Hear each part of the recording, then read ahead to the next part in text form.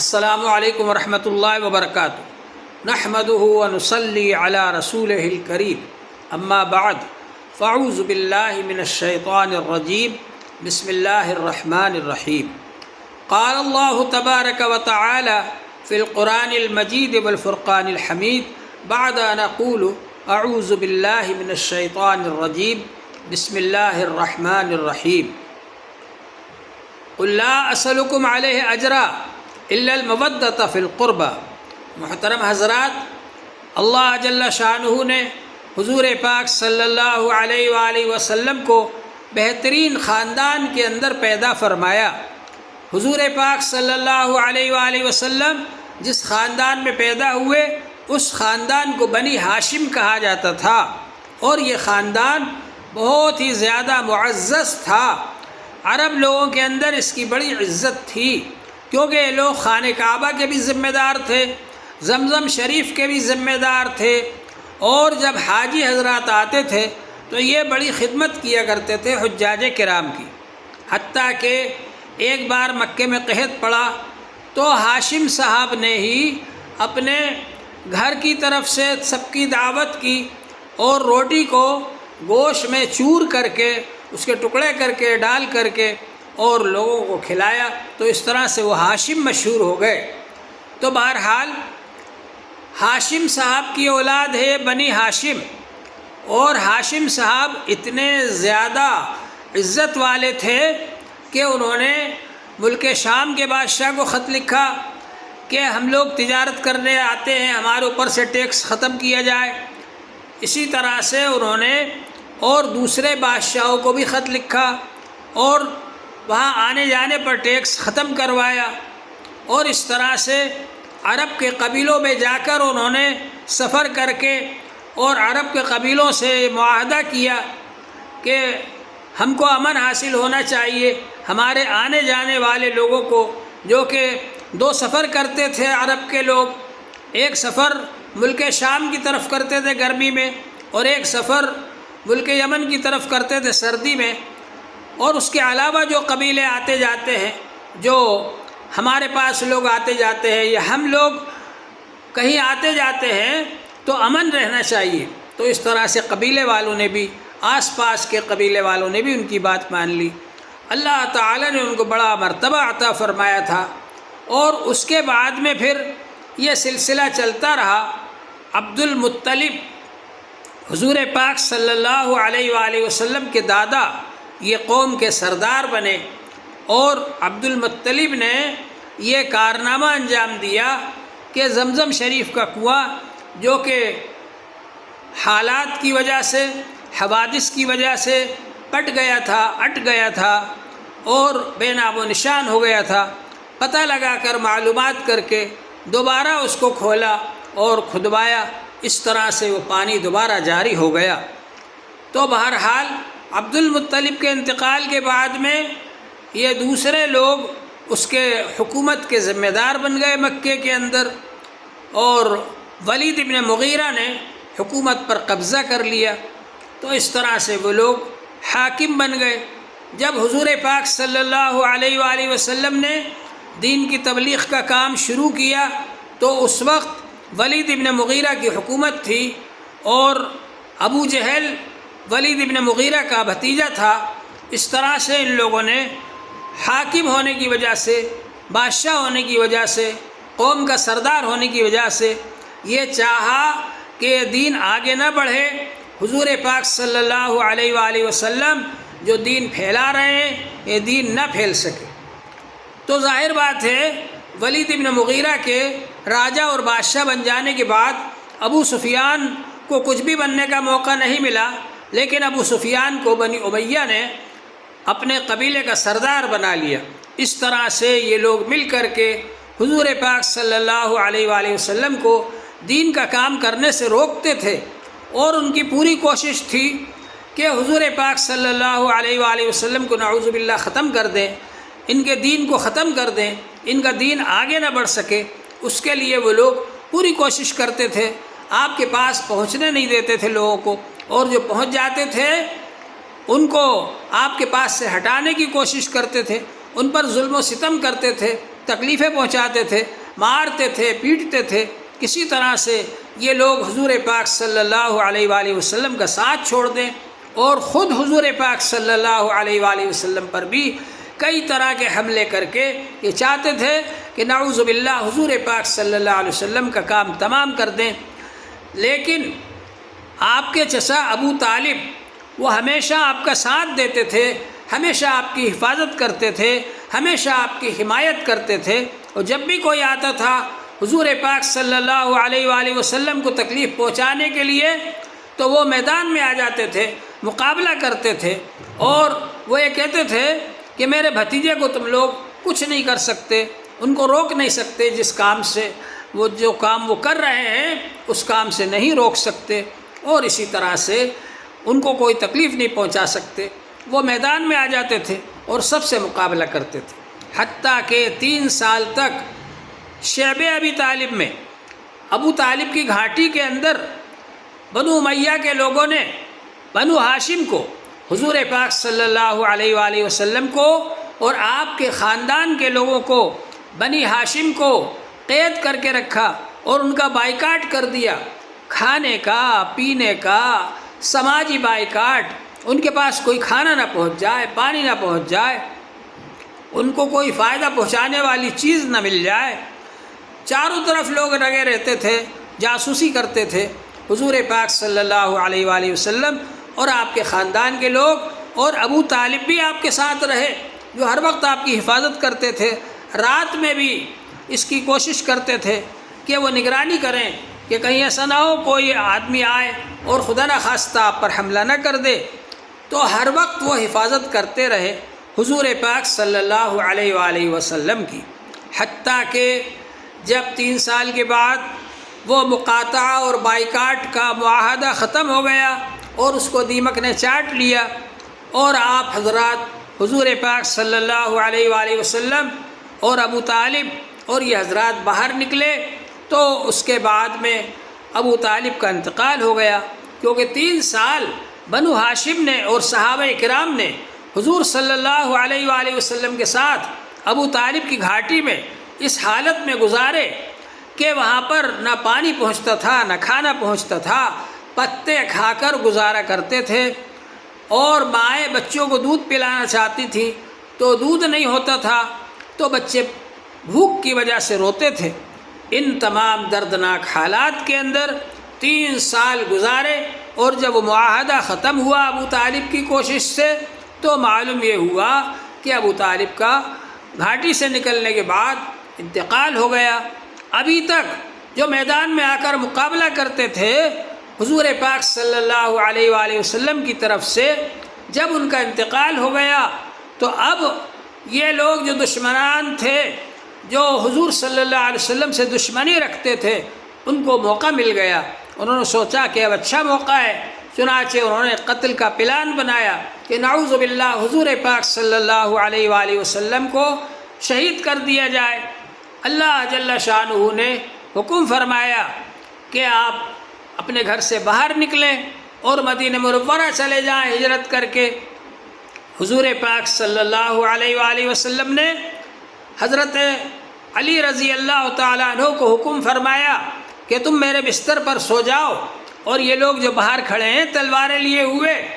ان کی امانتیں میرے پاس رکھی ہوئی ہیں، کل ان کی امانتیں بانٹ کر واپس آنا، مدینہ منورہ آ جانا میرے پاس۔ بہرحال حضور پاک صلی اللہ علیہ وآلہ وسلم باہر نکلے، دیکھا کہ وہ لوگ تلواریں ہاتھ میں لیے ہوئے اس انتظار میں ہے کہ حضور صلی اللہ علیہ وسلم نکلیں تو ہم ان پر وار کریں، لیکن اللہ جل شانہ نے عجیب کرشمہ دکھایا اپنی قدرت کا، اور وہ کرشمہ یہ دکھایا کہ حضور پاک صلی اللہ علیہ وآلہ وسلم نے مٹی ہاتھ میں لی اور یاسین شریف پڑھتے ہوئے وَجَعَلْنَا مِن بَيْنِ أَيْدِيهِمْ سَدًّا وَمِنْ خَلْفِهِمْ سَدًّا فَأَغْشَيْنَاهُمْ فَهُمْ لَا يُبْصِرُونَ، یہ آیت پاک پڑھی اور مٹی ان کی طرف پھینکی اور وہ اندھے ہو گئے،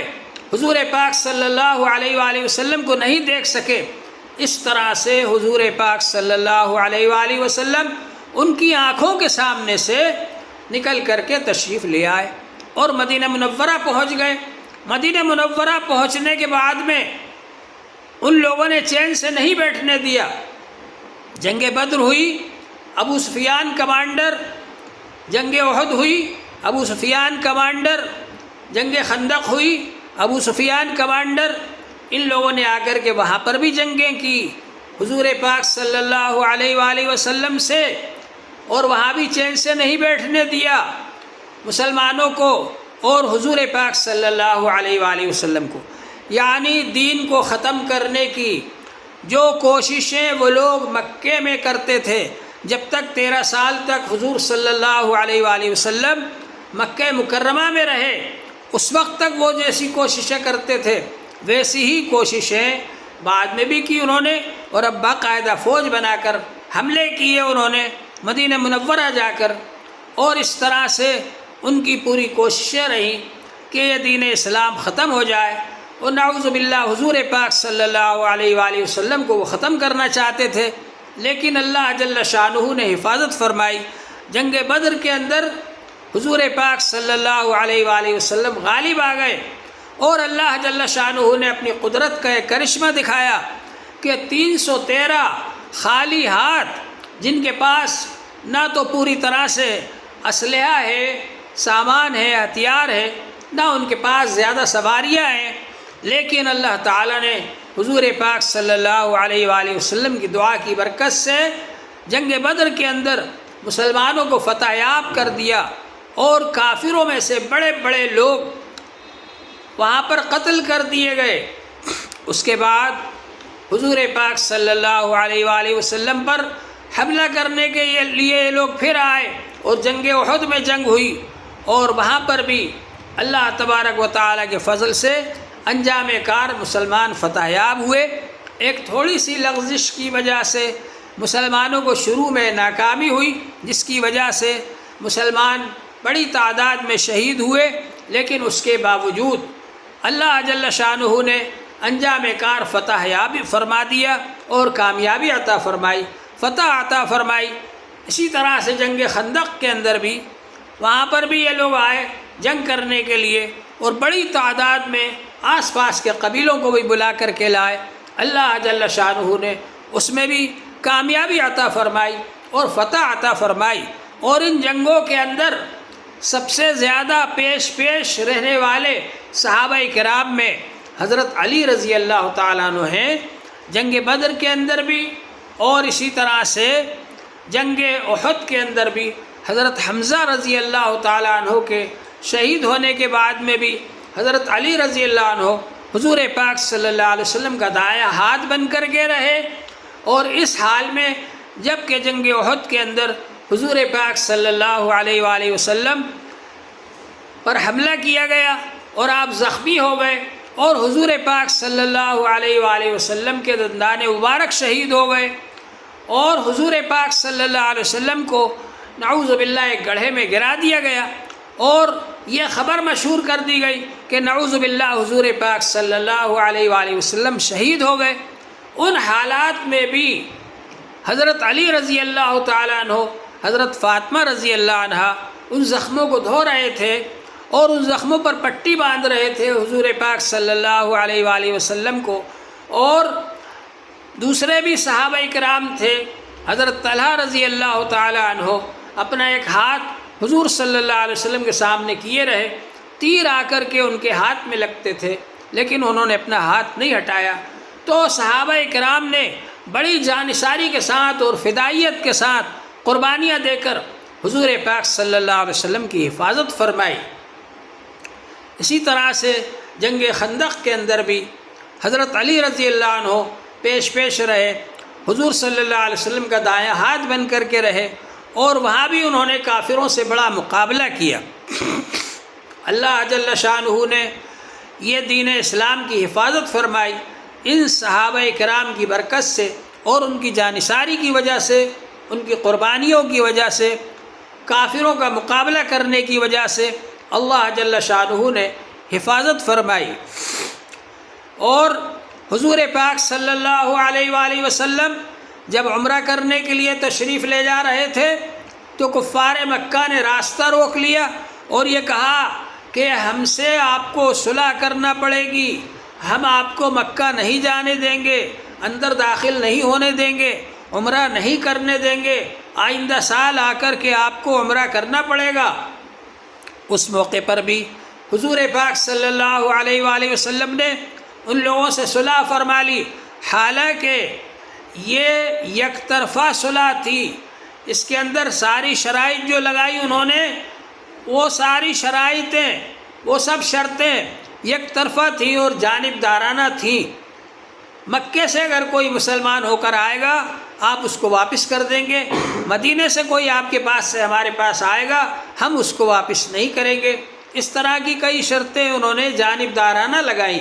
لیکن ان سب شرطوں کو حضور پاک صلی اللہ علیہ وآلہ وسلم نے منظور کر لیا، اور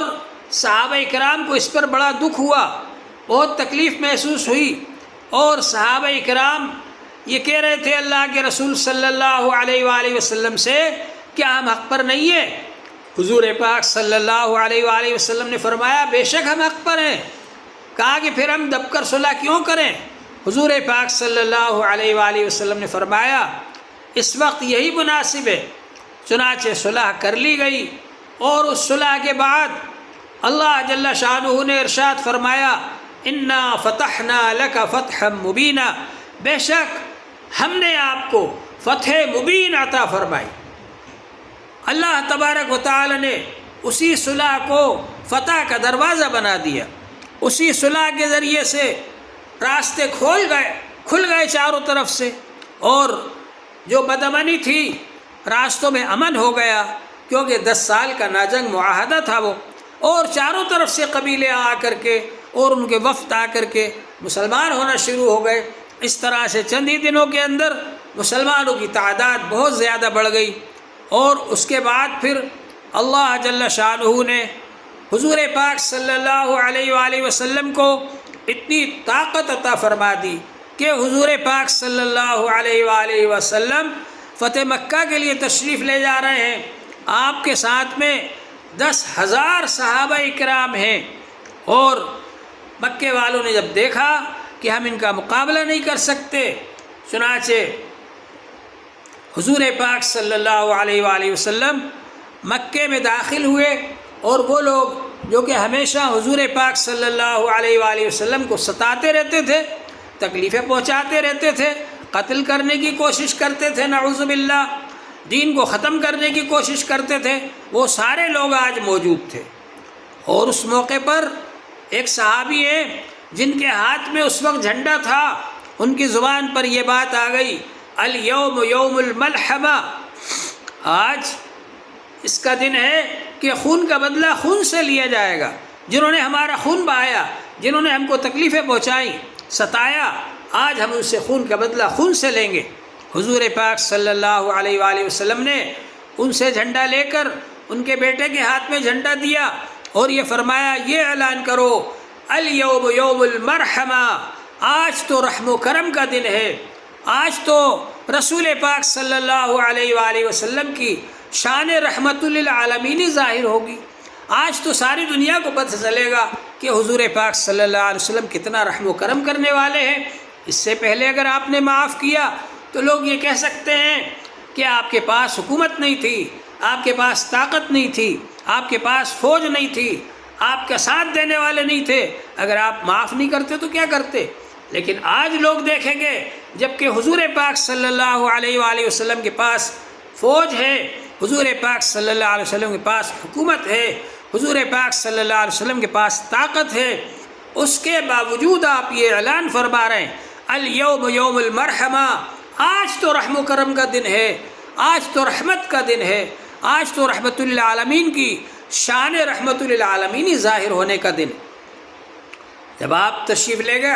حرم شریف کے اندر تو وہاں پر سب لوگ جمع ہو گئے، وہ لوگ جنہوں نے 13 سال تک آپ کو ستایا تھا، تکلیفیں پہنچائی تھیں، اور یہ کوشش کی تھی کہ اسلام ختم ہو جائے، اور حضور پاک صلی اللہ علیہ وسلم پر حملے کیے تھے، وہ سارے لوگ وہاں پر جمع تھے، اور یہ سوچ رہے تھے کہ اگر آپ کا ایک اشارہ ہو جائے گا تو ہم سب کو ختم کر دیا جائے گا۔ حضور پاک صلی اللہ علیہ وآلہ وسلم نے ان سے پوچھا بتاؤ میرے بارے میں تمہارا کیا خیال ہے؟ تو حضور پاک صلی اللہ علیہ وآلہ وسلم سے ان لوگوں نے کہا اخن کریم وابن اخن کریم،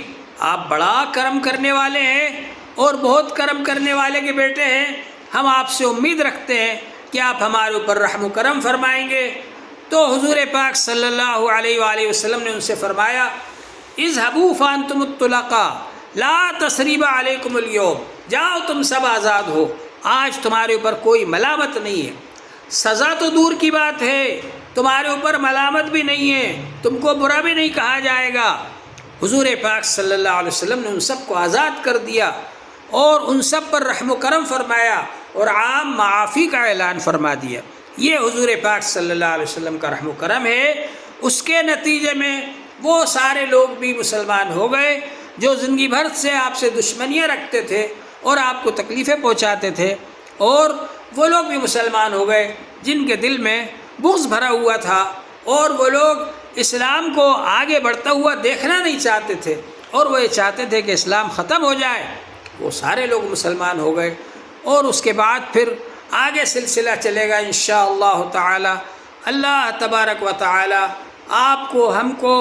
سب کو اس دین کی قدر کرنے کی توفیق عطا فرمائے، جس دین کے لیے حضور پاک صلی اللہ علیہ وآلہ وسلم نے بڑی قربانیاں دی ہیں، جس دین کے لیے صحابہ کرام نے بڑی قربانیاں دی ہیں اور ان کی قربانیوں کے نتیجے میں یہ دین ہم تک پہنچا ہے۔ اللہ جل شانہ ہم سب کو دین پر عمل کرنے کی توفیق عطا فرمائے اور بے دینی سے اور بد دینی سے بچنے کی توفیق عطا فرمائے۔ وآخر دعوانا الحمد للہ رب العالمین۔